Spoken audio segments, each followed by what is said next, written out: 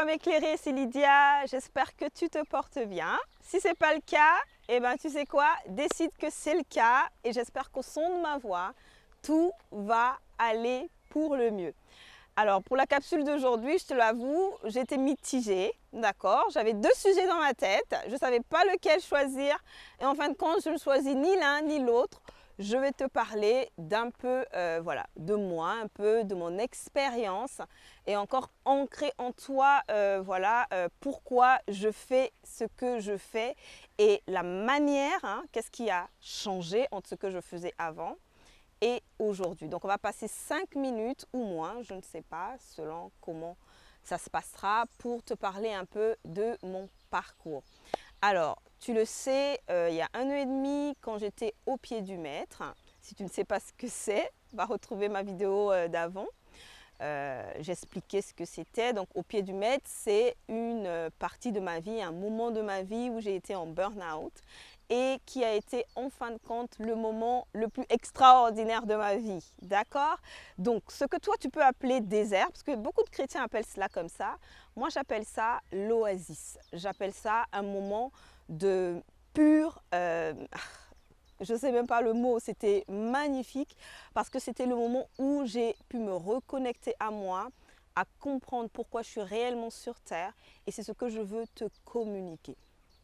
Voilà, alors pendant ce moment de au pied du maître, hein, ce qui venait souvent, c'était la décision, donc l'engagement que je m'étais pris vis-à-vis de moi-même pour pouvoir me connaître et me comprendre. Donc dans tout ce qu'on fait dans sa vie, tout va d'abord venir de la décision. Donc je suis en train de vivre cette chose, qu'est-ce que je décide? Donc c'est quelque chose qui est très intime, encore une fois, qui est très personnel et qui viendra toujours de toi. On peut t'apprendre à faire un gâteau, on peut t'apprendre à faire ceci ou cela, beaucoup de choses, mais quant aux décisions de ta vie, même si ça vient d'un conseil d'une autre personne, la décision te reviendra toujours. Donc le Seigneur te donnera toujours des comptes par rapport à ce que toi, tu as choisi de croire, d'écouter, de percevoir, d'interpréter. Ok? Donc pendant ce moment, j'aurais pu juste me dire, bon, ok, je suis dans un désert et je vais aller dans la résistance avec ça. J'ai choisi autre chose. Donc, c'est un choix délibéré, assumé et conscient. C'est très important. On reviendra dans d'autres capsules pourquoi j'insiste sur le mot conscient. Parce que la plupart des humains sont dans un mode automatique, donc ils sont complètement inconscients. Ce n'est pas une insulte. Et le pourquoi de cette chaîne, justement, c'est de t'aider à te reconnecter à ta vraie nature pour que tu redeviennes consciente, pour que tu réintègres ta vraie nature, la vraie toi. Voilà, donc pendant ce moment-là, quand je suis tombée en dépression, je me suis dit, qu'est-ce que je fais?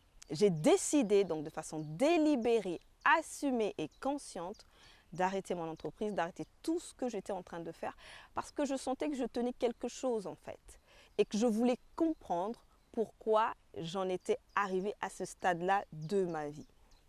Et donc pendant ce moment du pied du maître, j'ai demandé Seigneur, pourquoi? Qu'est-ce qui s'est passé? Et une des choses que le Seigneur m'a en tout cas communiqué, c'était l'identité qui n'était pas assise. Tout à l'heure, en fait, dans une des vidéos, je te parlais de je suis maman, je suis entrepreneur, je suis architecte. Donc ça, ce sont des réponses que les humains vont te donner quand on leur pose cette question, qui es-tu?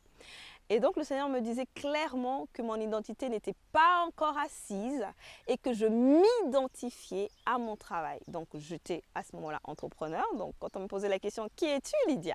Je disais « Je suis entrepreneur ».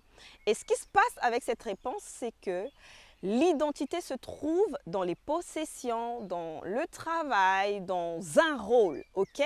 Et quand vient le moment où on perd ce rôle, ce travail ou ceci, cela, et bien qu'est-ce qui se passe? Les dépressions, les burn-out, les suicides, et voilà.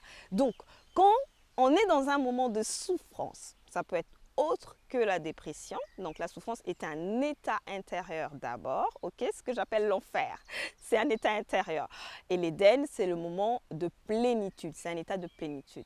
J'aime beaucoup appeler ça comme ça parce que je sais que ça tranche et tu ne peux pas te louper normalement. Voilà, quand on te dit l'enfer, oh Voilà. Donc, quand on est dans des souffrances dans notre vie, ça peut être hors dépression comme moi, c'est juste parce que à ce moment-là, tu t'es défocalisé de qui tu étais. Tu as perdu le sens de l'identité. C'est-à-dire que tu es allé t'identifier à quelque chose, un travail, ceci, cela. Et donc, la perte de ce travail te fait croire que tu t'es perdu toi. Intéressant. Je me suis allée reposer la question, waouh! Ben alors, comment suis-je arrivée à m'identifier à mon travail? Et de là, s'en est suivi une conversation, d'accord, dans ce que toi, tu pourrais appeler désert, mais moi, je l'ai appelé oasis, parce que c'était vraiment, hein, clairement, la conversation la plus excitante et passionnante de ma vie. Ça a duré 9 mois et c'est le pourquoi de cette chaîne.